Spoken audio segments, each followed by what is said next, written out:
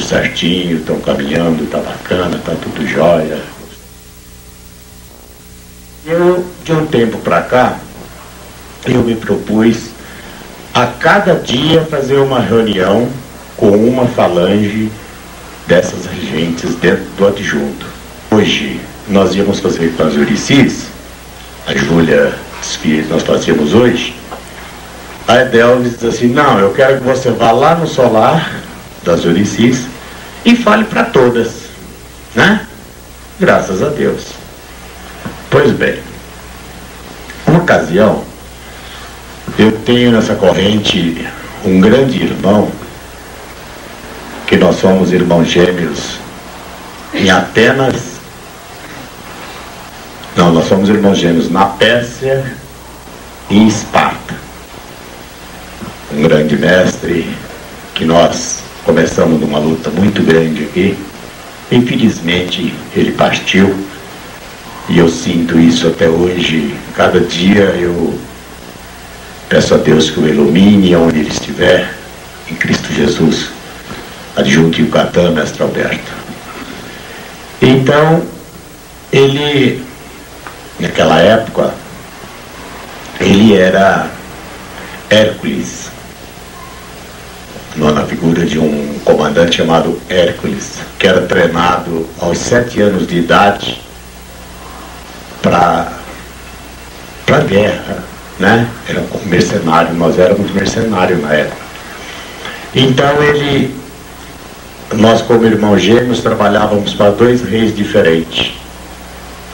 Então fizemos um pacto. Segundo dia, eu tenho isso gravado por ela.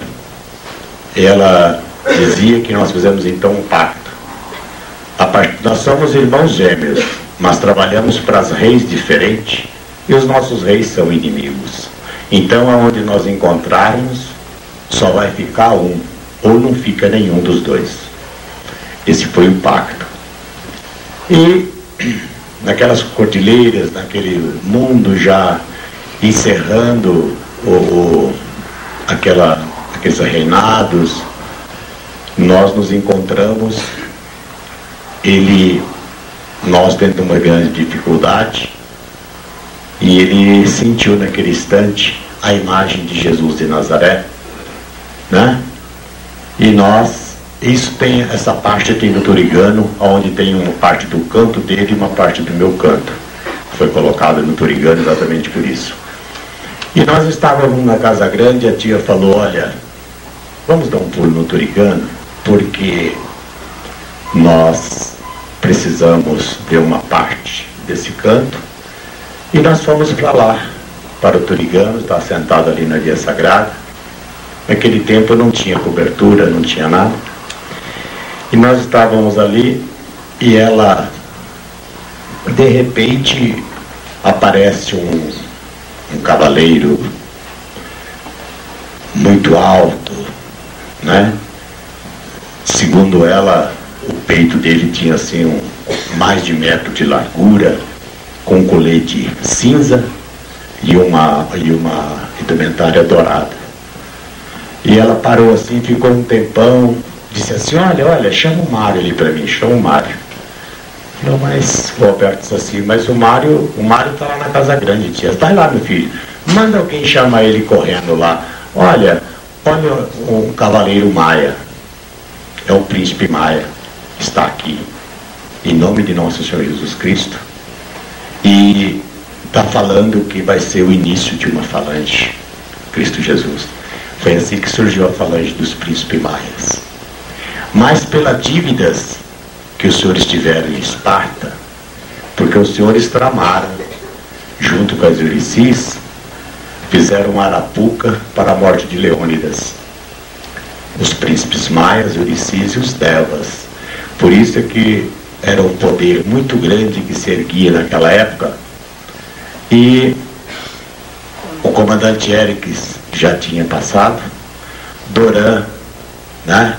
Segundo tia, eu tinha essa roupagem de Doran na época, que era um comandante guerreiro também, que foi morto numa batalha em Atenas, quando Leônidas mandou atacar. E os maias e os ulicis ficaram irados com aquilo, pelo mandado de Leônidas, e tramaram a morte de Leônidas.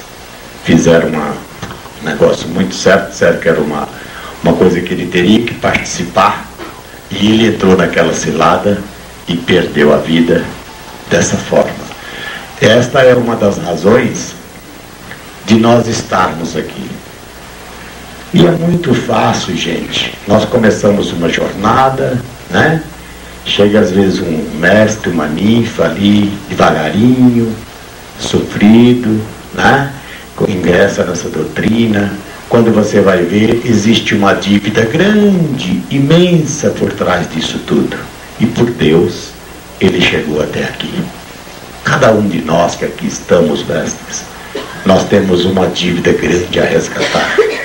E hoje, por Deus Pai Todo-Poderoso, por esse Espírito iluminado de um poder infinito, nosso querido Pai Santa Branca, nos colocou nessa missão sublime, que não tem nada da terra. É um passado, são remontando séculos, são vidas imensas passadas, dívidas de toda espécie, porque naquele tempo, vocês imaginam hoje, que nós estamos dentro dessa corrente, que nos ensina a amar, desde a formação, desde o nosso desenvolvimento, até o mais alto nível iniciático deste amanhecer, nos é ensinado o amor, a tolerância e a humildade. E de vez em quando nós ainda pisamos no calo um dos outros, não é? Imagine naquele tempo, que nós não tínhamos amor no coração, imperava a lei da vingança, da maldade, do ódio e da destruição. Imagina quantas coisas nós fizemos. Hoje nós estamos procurando construir com amor o que destruímos do passado por não saber amar. Hoje estamos aqui, meus irmãos e meus mestres. Tudo está certo. Não tem nada errado. Tudo está perfeito. Talvez o erro venha a ser nosso. Essa que é a verdade, né? Por tudo que fizemos, pelos caminhos difíceis que nós trilhamos, que nós percorremos, e hoje por nosso Senhor Jesus Cristo, e por essa mentora que nos trouxe tudo do céu. Aqui estamos, com tudo pronto. É só seguirmos esta grande jornada, e de braços abertos um dia temos certeza que alcançaremos outros mundos em outras condições. Salve Deus, né? Pois bem, tudo nosso vem dos mundos superiores. Ninguém nunca viu uma indumentária dessa na Terra. Ninguém nunca viu uma estrela candente dessa na Terra, uma iniciação, um trabalho desse que nós fazemos. Inclusive, quando Tia subiu essa corrente, ela pensava assim, eu não quero... Tia detestava espiritismo. Se alguém falasse para ela, olha, eu sou espírita, ela dizia, olha, então, eu não quero estar perto de você nem um minuto. Não gosto de espírita, tá? Ela tinha muito amor no coração, era uma grande guerreira, era uma pessoa que ajudava a tudo e a todos. Ela não media esforço. Aqueles motoristas naquela época, todos adoravam ela. Ela tinha um apelido de baiana. E eles adoravam a baiana, né?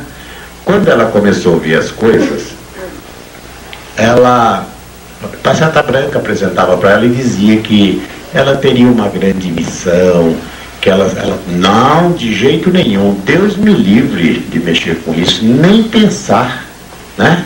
Ela não queria por nada desse mundo.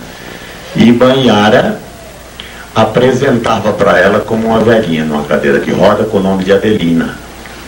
E dizia, olha, reza para mim, que eu estou tão ruim, eu estou tão atrapalhada, tão difícil a minha vida. E ela dizia assim, não precisa aparecer mais para mim não, eu vou rezar para você. Mas então vamos rezar junto. Ela dizia, vamos rezar o credo. Ela falou, não, o credo não. Não, filha, o credo não. Vamos rezar o Pai Nosso. Vamos rezar o Pai Nosso. ela dizia, não, mas vamos rezar o credo, porque aí você desaparece e não vem mais aqui. Não, filha, não. Vamos rezar o Pai Nosso. É esse Pai Nosso que nós temos hoje. Ora, Manhara, um espírito fidalgo, um espírito de alta hierarquia. Manhara, ela passou por mundos difíceis também, né? E teve encarnação difícil em Machu Picchu como esposa de Pai Santa Branca. Tiveram essa filha, que é a Tupinambá, né? E um espírito de alta hierarquia, um grande espírito iluminado, e vinha como aquela velhinha numa cadeira de roda. Por quê? Porque era a maneira dela tocar o coração da tia, né? No sentido da lei do auxílio, no sentido da lei do amor. Manhara, uma encarnação, ela contava pra gente, naquela época, 71, 72, não tinha nada aqui. E a tia sentava ali e dizia assim, vamos tocar um violão? Hoje vamos cantar? Vamos. Ela afinava o violão, quando estava afinadinho, ela incorporava. Era um negócio interessante, era um negócio complicado. Ela incorporava, e às vezes incorporava com o Pai João, ele contava a vida dele pra gente, Pai Santa Branca contou a vida dele pra gente diversas vezes, Manhara contou, né? Manhara contava que naquela época ela estava com a mãe dela à morte, quase morrendo numa cama, e ela soube que Jesus de Nazaré estava naquela cidade. E ela foi lá, disse, olha, vocês ficam aí, que eu vou falar com Jesus, e ele vai curar a minha mãe. Chegando lá, ela falou, Jesus, ele nem virava as costas, ela ia assim, ele virava as costas. Ela disse, mas que coisa. Aí ela voltou magoada, chateada, reclamando pelo caminho. Quando ela chegou em casa, a mãe dela estava curada. Sabe, né? Ela disse, ele não falou comigo. Ela falou assim, você viu Jesus? Eu disse, vi. Falou com ele? Não, ele não quis falar comigo. Sim, mas ele me curou, né? Manhara falava isso, sabe para quê? Porque Manhara é um espírito sábio. Ela falava isso em respeito aos trabalhos fora do templo. Ela falava isso para que a gente fosse tomando consciência do que é o trabalho fora do templo, as incorporações em casa, os trabalhos em casa. Por quê? Porque falar assim, vamos lá. Não, vamos no templo. O templo é para nós executarmos o nosso trabalho, né? Você mentaliza, puxa esse espírito para cá. Sabe quem é essa pessoa? Era uma tal de Marta. E esta Marta é a Manhara. Entendeu? Marta é que aconteceu esse fato. Que a mãe dela estava doente, ela foi atrás de Jesus. Essa mesma Marta é Manhara. E ela contava isso pra gente. Para que a gente... Então, tudo nosso veio de um mundo superior. Não tem nada tirado da terra, né? Naquela época nós éramos aqui, aquele grupinho, e eles se incorporavam, às vezes Mãe Tilde, às vezes Pai Santa Branca, às vezes Pai João, e dizia assim, mas vocês aqui vão ter uma multidão. E a gente pensava assim, essas entidades estão enganadas. Era porque naquele tempo a gente não tinha esclarecimento, a gente não teve desenvolvimento. A gente foi pego assim no laço, na doida, entendeu? A gente falava assim, vai ter nada, isso aqui não vai ter nunca, isso aqui vai ser isso aqui e nada mais, porque distante de Planaltina não tinha estrada, não tinha nada, dentro de um mato aqui numa fazenda velha, o que nós íamos conseguir aqui? Nada, né? E hoje a gente comentava, a gente falava assim, bom, se eles estão falando que vai ter, é porque vai ter. Mas isso futuramente, talvez seja os bisnetos nossos que ainda vão reencarnar para ver isso. Não. Hoje já está esse mundo que nós estamos vendo aqui, E essa corrente gira hoje em torno de 120 mil médios. Tá? Então, tinha naquela época, antes dela assumir essa corrente, naquela época de caminhoneira, quando ela começou as primeiras manifestações, que Pai Seta Branca propôs para ela esta missão no céu, que na realidade ela foi preparada há alguns séculos para esta missão, né? E Pai Seta Branca colocou então um grande mago do Evangelho chamado Mahan para prepará-la para esta missão. E então ela, dentro da sua ignorância, porque ela nunca imaginava que chegaria a isso, e quando ia começar este compromisso, Pai Seta Branca falou para ela: ó filha, vá cuidar da sua vida. Ela tinha 2 caminhões na época, e ele dizia para ela: você vai perder tudo, vai perder tudo que você tem. E ela dizia: oh, mas que doutrina é essa? Que trabalho é esse? Em vez de eu melhorar, eu vou piorar. Ele dizia: pois é, filha. E nesse tempo aparece um camarada muito rico de Goiânia que queria casar com ela.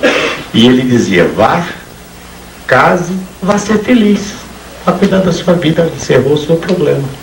Tá? E quando ela usava a clarividência, que ela se ligava nos planos espirituais, ela via aquela fila enorme de gente de branco cantando banhante. Ela virou para Pai Seta Branca e disse: não, eu vou assumir essa missão. Ele disse: é isso que você quer? Ela disse: é. Disse: então vai perder tudo da terra, mas vai ter tudo do céu ao seu favor. E começou daí por diante. Ela saía do corpo todos os dias 5 horas da tarde, voltava por volta de 8 horas da noite, 9. Teve uma mediunidade muito sofrida, porque ela passou por testes rigorosos, por testes difíceis na mediunidade dela. Porque foi colocada ao lado dela uma pessoa que proporcionou todo tipo de teste difícil para a prova da mediunidade dela, porque te incorporava inconsciente. Eu vi diversas vezes Tiãozinho, Mãe Tildes ou Pai João dizer: olha, eu não posso desincorporar da Fia porque ela não está aqui. Se eu subir, ela vai cair, ela vai desmaiar. Eu tenho que esperar ela voltar para ela ocupar o corpo. Isso eu vi diversas vezes. Então, a mediunidade dela era inconsciente. Quando ela foi assumir esse registro nos mundos encantados, assumir esse compromisso dessa corrente, ela falou com o Pai Seta Branca: eu assumo, mas desde que nenhuma ninfa, nem um médium meu incorpore inconsciente, para que ele não passe por onde eu passei. Que ele tenha a sua segurança, a sua liberdade, o seu livre-arbítrio, né? Então, ela incorporada, ela tinha o maior medo do mundo de sapo. Ela via na clarividência. Quando nós fomos fazer a estrela sublimação, era lá ao lado da estrela candente, naquela parte de baixo ali, vocês vão ver uns banquinhos ali. A estrela sublimação ia ser ali. Mas ela viu pela clarividência debaixo de umas tábuas lá um sapão rajado, assim ela falou: Deus me livre, deixa do jeito que está lá, vamos fazer aqui na porta do templo, mas lá não. E ela não passou lá mais, porque ela tinha verdadeiro pavor, né? E quando ela incorporava com o Pai Seta Branca, eles traziam aquele sapo e botavam na mão dela incorporada. E ele passava a mão assim e disse: ô minha filha, leva o bichinho, solta longe, para quando a Fia voltar, ela não se assustar com isso, né? Era prova. Queimada de cigarro, ela foi queimada, furada com punhal, né? Para ver se realmente ela estava incorporada. Ela passou por tudo isso. Então ela sumiu. Por isso que a nossa mediunidade hoje, a nossa incorporação é sutil, exatamente por isso, não é inconsciente. É o mesmo poder, a entidade está presente em nome de nosso Senhor Jesus Cristo. Se você estiver incorporado e eu falar aqui, você sabe que é eu que estou falando, né? Mas você está sentindo uma coisa que você não sabe o que é. O que é esta coisa sobrenatural? É a sua entidade. É uma incorporação em nome de nosso Senhor Jesus Cristo. Tá certo? Exatamente por isso. Então tudo nosso, gente, é muito diferente das coisas da Terra, que já existia. Porque senão se tornava mais uma, né? Se tornaria uma coisinha ali, né? E ela não. Tudo nosso veio dos mundos encantados de Jesus. Sobre compromisso, sobre juramento. Pai João, esse grande mago do Evangelho, responsável pela execução da parte doutrinária, foi aos mundos encantados e foi trazendo essas chaves para nós, né? Antes do mestrado, tudo era válido. Tudo era válido. Antes do mestrado, nós só tínhamos a força evangélica. Naquele tempo, Ninfa Sol, hoje nós conheceremos que é Ninfa Sol, mas naquele tempo era doutrinadora. Abria mesa, abria cura, abria tronos, comandava. Quando nós pisamos no primeiro degrau desse mestrado, Pai João chamou os trinos e disse: a partir de hoje será padronizado a entrega do Espírito. Que naquele tempo tinha gente que falava assim: ô bata lá o meu divino, bata lá, receba meu Pai. Outros falavam: entrego, e daí por diante. Era uma confusão danada. Tinha médico que você fazia entrega 200 vezes e o Espírito não subia, e era aquele negócio todo. Então a coisa era assim, era evangélico, só evangélico, tudo estava certo. Quando você abria uma mesa evangélica que você olhava assim no final e tinha 5, 6 a parar na mesa, você botava as mãos pro céu e dava graças a Deus, porque já tinha uma parte dentro da mesa, outros já fora, já passava para fora e saía caminhando, puxava, era assim, né? Outro subia daquela coluna, teve um médico que subiu naquela coluna e ficou de ponta cabeça pendurado lá em cima, né? E a tia falava: não faz a entrega, se fizer a entrega ele desce lá e quebra o pescoço, né? E ela ficou embaixo e foi conversando com o espírito, com o Exu, e ele desceu e ajoelhou nos pés dela. Ela disse: faz a entrega agora. Fez a entrega, o cara deu um pulo e caiu de costa. Então, porque eles faziam isso para desmoralizar, porque não tinha uma força superior, era só evangélica, a força evangélica. Quando começou-se o mestrado, Pai João chamou os trinos e disse: a partir de hoje, a Ninfa Sol não vai usar mais bata e calça comprida igual o doutrinador. Ela vai usar uniforme de ninfa, saia, blusa, tal, de ninfa. E não vai mais comandar trabalho. A ninfa é amor e ternura, né? Que é o símbolo da Yurici. Amor e ternura, Cristo Jesus, né? E isso gerou uma confusão tão grande, porque eu não sei por que razão o Paulino morre nesta época e a tia me chama assim: você vai assumir a mesa evangélica. Eu sabia que a mesa evangélica era o pau de espinho danado, porque quando foi 3 horas da tarde chegou a ninfa. Até a primeira já sanou, hoje a Dulce, ela ficou com raiva de mim um tempão por causa disso. Se eu vou comandar a mesa, eu falei: aqui não. Porque ela não sabia, né, que tinha havido a lei, a norma do Pai João. Eu falei: aqui não. Senão eu vou comandar. Eu falei: vai não. Ela correu lá na tia falou: minha filha, eles agora é que mandam aí, e a gente vai falar, até eles proíbem. Quer dizer, ela fazia isso para quê? Para dar voz ativa ao doutrinador. Tanto é que quando ela estava para desencarnar, vieram os repórteres perguntar quem assumiria, Ela diz, não, o meu substituto é o doutrinador. É o responsável por esse amanhecer, é o doutrinador. E tinha também uma outra coisa interessante, os mais velhos aqui lembram disso, né? Que tinha duas ninfas que trabalhavam nos tronos juntas, incorporavam uma entidade poderosíssima, que foi um grande comandante junto à Paisata Branca, chamado Penacho Branco, né? E essas duas ninfas só trabalhavam junto, a ninfa de incorporação e a doutrinadora. E a partir desse dia, Pai João disse, também eu não quero que trabalhe ninfa com ninfa. Eu quero que pode trabalhar o doutrinador com a Janã, mas a ninfa com o sol, com a ninfa lua, eu não quero. Isso foi uma confusão.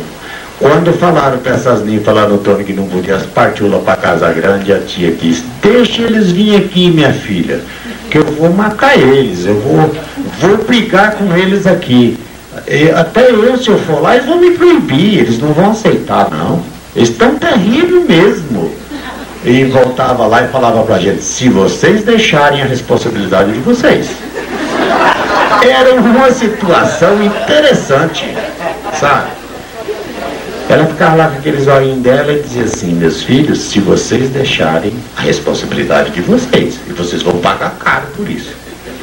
Quando as pessoas iam lá diziam, não, meu filho, deixa eles vir aqui, eu quero ver um deles aqui, que eu quero montar neles aqui, eles vão ver, né? Até eu, se eu for lá, eles vão me proibir também, eles estão muito poderosos. E falava. E na realidade era isso. Para quê? Para que nós tivéssemos voz ativa, né? Para que ela pudesse entregar essa responsabilidade na mão do doutrinador, consciente, preparado para essa grande missão, em nome de nosso Senhor Jesus Cristo. E com isso, gente, houve então a formação do mestrado.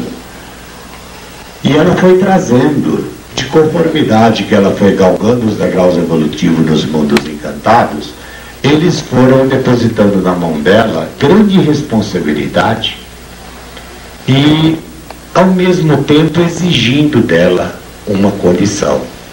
Por isso, ela foi conhecedora de todos os planos, todas as dimensões, e foi trazendo para nós tudo o que foi possível trazer, que se fez necessário, ela trouxe para nós. Hoje, o que nós temos, nós não damos conta de fazer. Não damos conta, né? Não precisamos inventar nada e nem criar nada. Tudo está criado, tudo está pronto. É só nós executarmos em Cristo Jesus, né? Veja a dificuldade que nós estamos tendo hoje para erguer esse poder imenso chamado Estrela Sublimação. Para fazer todos os dias, está uma grande dificuldade. Na realidade, esse trabalho é dos ajanãs. O doutrinador só comanda, mas a responsabilidade é dos ajanãs, porque a Estrela Sublimação, ela veio diretamente do oráculo de Olorum, Cristo Jesus. Por isso é que tem os bancários, tem o Gairo. Para vocês terem uma ideia, o Gairo é quem trabalha na mesa redonda do Grande Oriente de Oxalá, e escolhe encarnações de pessoas, decide vida de pessoas na Terra. É o Senhor da vida e da morte, tá? Esse trabalho, então, seria o contrário, seria os ajanãs convidando os doutrinadores para participar. O certo seria isso, que o doutrinador ali é só o comando, mas o poder da força, a responsabilidade, na realidade, é dos ajanãs. Veja que ocupa 17 ajanãs, certo? Pela inconsciência, até pela inconsciência, eu acho, pelo não conhecimento, a gente às vezes convida um ajanã e ele briga com a gente, né? Eu não vou, você que se arruma para lá e tal. Quer dizer, e na realidade a responsabilidade é dele, né? A gente está ajudando Cristo Jesus, tá bom? Então veja bem, mas tudo isso é a grande dificuldade da formação, da avinhação do trabalho. Quando nós começamos o comando da Estrela Candente, para a gente arrumar 7 pares era uma luta, meu irmão. Era uma luta perene.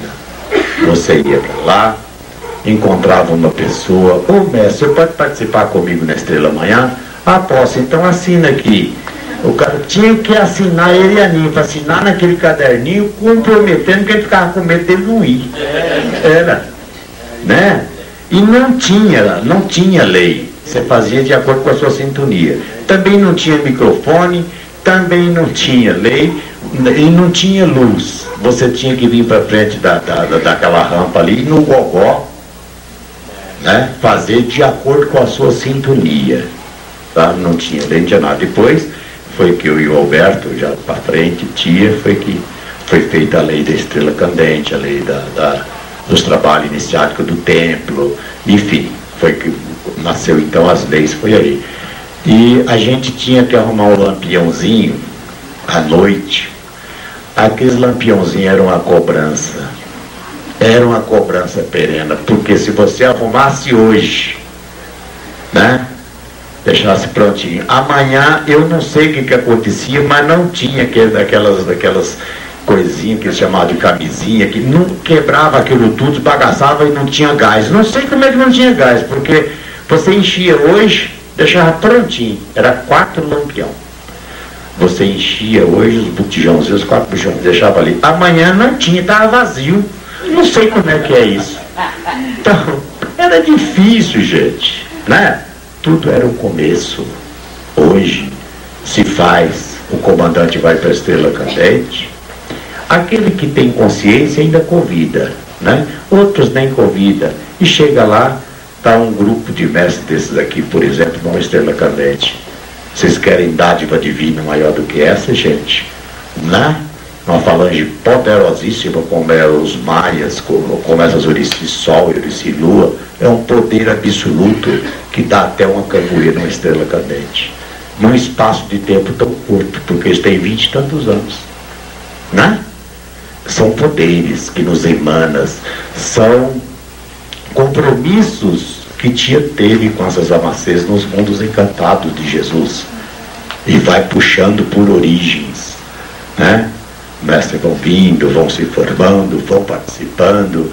Daqui uns dias nós não sabemos como vai ser, porque nós vamos ter que ficar na fila para participar da Estrela Candente. Pode ter certeza disso. Quando começamos a indução, eu e o Alberto, eu tenho isso anotado lá em casa, outro dia eu estava olhando e comecei a rir sozinho.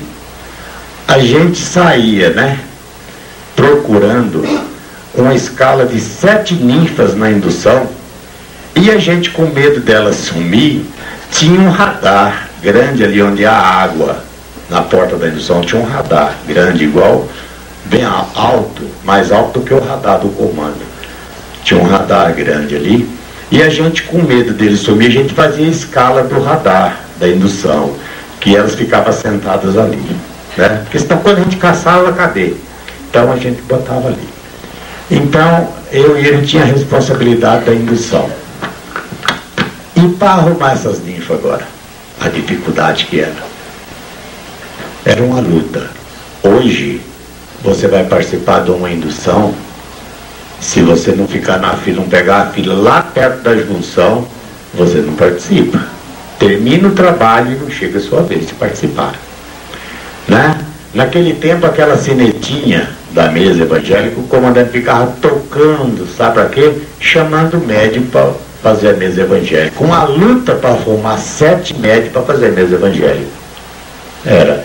Hoje, você lota uma mesa, fica um grupo de ninfas e de mestres que não deu para passar naquela, faz outra, e às vezes ainda fica a fila para passar em outra mesa. Então, em 74, 73 mais ou menos, quando está aquele templo, fazendo aquele templo, né? Daquele tamanho, porque o outro templo era ali onde é a mesa evangélica hoje. A mesa evangélica, o Cristo, mais ou menos, na parede ficava ali. E fez aquele mundo, né? E a gente falava assim, Não é, a tia tá doida, porque a gente pensava que era feito por tia, não era tiãozinho, né? A tia tá doida, porque esse templo desse tamanho pra quê? Isso não tem nada aqui, nunca vai ter nada aqui, só se for para jogar, a gente falava assim, às vezes vai jogar bola aí dentro, só se pensava assim. Era um mundo velho, né? Você não via ninguém nem para andar ali dentro. E Pai João incorporava e falava assim, não, vocês não se preocupem com o tamanho do templo não, porque ele vai ficar para o pequeno pajé, então não há necessidade de vocês se preocuparem. E a gente pensava, mas como, né? Nunca. Ó, hoje, se convidar esses médios todos para o templo e forem, não tem onde pôr. Não tem. Vai encher o Turigano, vai encher a Estrela Sublimação, vai encher tudo e não vai ter caber dentro do templo. No dia de Angical já não cabe o povo dentro do templo. Já utiliza o Turigano. E nesse espaço de tempo tão curto, gente, nessa marcha evolutiva tão poderosa, que nós estamos sendo aquilo que Pai Santa Branca dizia. Nós estamos sendo a salvação do terceiro milênio. Desse fechamento de ciclo e desse início de era. Por quê? Porque vocês acham que a espiritualidade fazia uma estrela candente, um compromisso com as amacês, que nunca baixaram na terra? Essas caçandas, essas amacês nunca baixaram na terra. Primeira vez. Uma estrela de sublimação, uma corrente que é aberta todos os dias às 10 horas da manhã, para atender as pessoas que vêm tomar um passe, não tinha sentido. Não tem sentido. Então é a nível de universo, né? Vocês movimentam hoje uma força imensa dessa da estrela candente. Esta energia atende a necessidade e vai para o reservatório universal. Amanhã há um desencarne em massa. A Terra tremeu pouco tempo no lugar aí, falam em 100 mil pessoas, né? Esses espíritos, o conflito desses espíritos, gente, quantos espíritos desses poderiam se perder se não houvesse uma energia poderosa como essa? Então é para atender esse fechamento de ciclo, esse início de terceiro milênio. Tudo é por Deus. Hoje nós estamos realmente construindo o que destruímos por não saber amar. Hoje na lei do amor, na lei do auxílio, resgatando as nossas dívidas kármicas, acertando as nossas situações dentro desse mestrado, à mercê de tudo e de todos, com um único objetivo: em nome de nosso Senhor Jesus Cristo, a lei do amor, a lei do auxílio. Então, mestres, nós sabemos que um dia todos nós teremos que sair desse plano e passar para um outro plano, com a certeza de que poderemos entregar esta missão na mão dos nossos mentores e dizer, se não fizemos mais, porque não nos foi possível. Mas o que nos foi possível fazer, nós fizemos e realizamos em nome de Deus Pai Todo-Poderoso, não é? Porque nós não sabemos quando é que vamos partir daqui. Se é daqui 2 anos, daqui 10, daqui 15, daqui 50, porque cada um vem com um compromisso de viver um número de tempo aqui na Terra. Aqui é uma lei que não tem como desviar. Nascimento, vida e morte. Não tem jeito. Então, procurem tirar das mentes os conflitos bobos, as coisas desnecessárias. Preocupe com a sua missão, preocupe com a sua conduta doutrinária, seja amável, né? Coloque na sua mente que nada vale nada, porque ninguém é de ninguém. Nada vale nada. Nós não temos nada, né? Tudo é por Deus. Veja bem, quantos seres, gente, que luta desesperadamente dia e noite, não para às vezes meia hora para agradecer a Deus pelo um dia vivido e corre atrás da fazenda, atrás do carro, atrás do prédio, atrás disso, atrás daquilo, atrás do poder, atrás do status. Amanhã ele fecha o olho e vai para um caixãozinho de madeira, para debaixo do chão. O que é que ele leva? Ele leva o prédio, ele leva a casa, ele leva aquilo que ele correu a vida inteira. Não, ele vai levar um espírito frustrado. Quantos espíritos ele encontrava nas dimensões e que falava para ela: Deus não existe. Como é que você ia falar para mim Deus? Deus não existe. Isso não existe, meu filho. Existe sim. Deus é amor. Dizia: não, se Deus existisse, eu não teria desencarnado depois da minha luta tão grande para me adquirir minhas coisas. É a maior revolta do espírito. Quando ele ia usufruir daquilo, ele desencarnou. Entendeu? E ele preocupou a vida inteira com o plexo físico, com as coisas físicas.